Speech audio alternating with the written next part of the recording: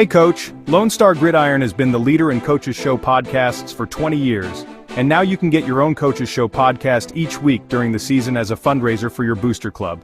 Yes, booster clubs all over are using these podcasts to help their sports programs. You get to share the stories of your program and your kids to a huge audience and make money.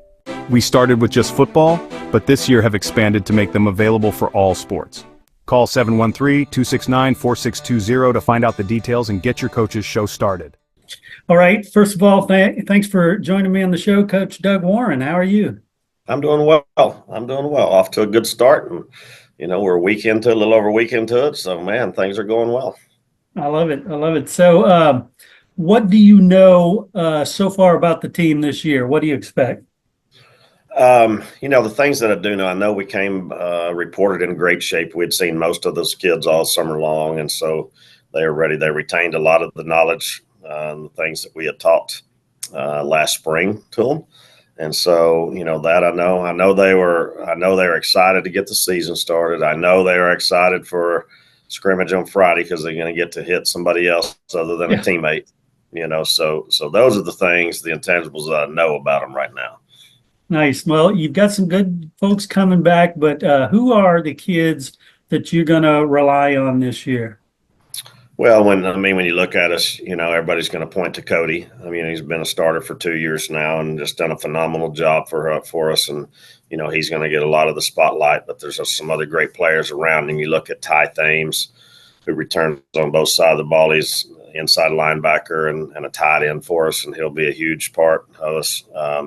Reed Lineweber is an outside linebacker that's going to be a really, really good player that will lean on. Nolan Wida, a big play receiver for us last year, and he will be back. And he's such a imposing figure out there, big 6'4", 200-pound body. He's going to command your attention just because of the physical tools that he has out there. Up front, you look at Hudson Rivera and Cedar Bruner. Both those guys were returning starters last year on our offensive line that played 15 games. And so you look to those guys to kind of anchor that spot and help along some of those younger kids that are going to fill in beside them. Nice. And what about the district? Talk about what you expect this year.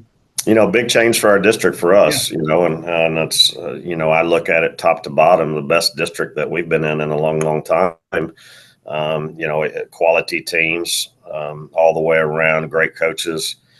So there's not going to be any games where you can take off. There's going to be, solid competition every week, and that's going to be a dogfight, So looking forward to that part of it. I've never been in a 7-teamer, either. So you got to be ready a little bit earlier than we normally have. Mm-hmm. But we're looking forward to it. And who do you expect to battle at the top there? Man, you start and you look at the knowns, Navarro and Lago Vista. Those are the known guys, that have been there with us for a long, long time, and always quality, tough, hard-nosed football teams, So you start with those guys. Gerald's got a new coach with a new system, and so they're always very talented, and so it'll be interesting to see how they play out. But they're going to be Gerald. They're going to be tough kids that are going to get after you, no doubt. And then you slide into some of those unknowns. We've haven't played Gonzalez in a long time. Same thing with Smithville, and then you get Salado that's popped in there with got a little interesting little connection to Salado with Wimberley, and their head coach played for us here, and we coached him a long time ago, and so it's going to be interesting. I think that there's just some really quality football teams that are going to get out there on a Friday night, and hopefully we can get out there and compete with them. Excellent. And what about pre-district? What do you have there? Well, pre-district, we always try to schedule some tough opponents, and I think we did just that this year. So we're going to start off with Canyon Lake. It's a rivalry game just 12 miles up the road, and always a big matchup, no matter what on paper it might look like. They've got a new coach as well, and so I know he'll have those guys pumped and ready for that first contest. And then Fredericksburg, week 2 in Wimberley. Fredericksburg has always been just a classic hill country match up. Two good football teams are tough that get after you. And then week 3, we're going to go travel up into Austin and play LBJ. First time we played those guys, and man, you talk about a quality opponent. Those guys are going to give us everything that we want. Really looking forward to that game. And then we finish our pre-district with Lampasas.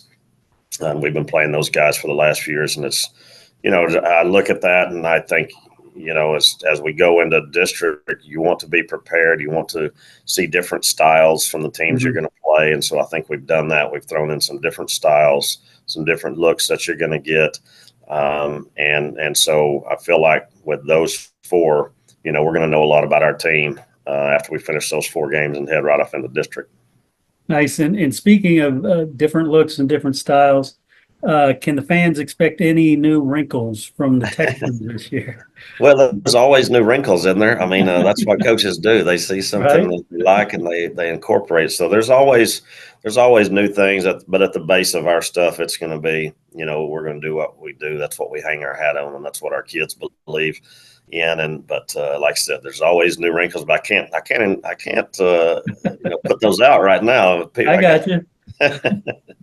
I got you, but we can expect to see pound the ball, Stover to Whitey, and same old Texans. Some of those same things, yeah. At its core, it's going to look like the same old Wimberley Texans. I love that. Well, that's a good thing. Yes, sir. Cool. So tell me, we didn't get to catch up at coaching school because it was a crazy schedule. But did you get a chance to have any break this summer? Man, the breaks in the summer don't come very often anymore. It that doesn't happen too often. I got to get away a little bit. I didn't go on any big vacations, but I do have a new grandson that's about 7 months old, and so my breaks were usually spent spending time with that young man. So that was my summer breaks right there. Well, those are the best breaks for sure. Yes, sir. It was awesome. Well, cool. I am so looking forward to doing our coaches show again this season, and best of luck on the year, man. Yes, sir. Thank you very much. All right. Take care. Yes, sir, Chris. Take care. Hey, everybody. This is Chris Daly from LoneStarGridiron.com, the authority on Texas high school football. Quick question. Did you play Texas high school football? If you did, it doesn't matter what school, it doesn't matter what year, we want to honor you at Lone Star Gridiron.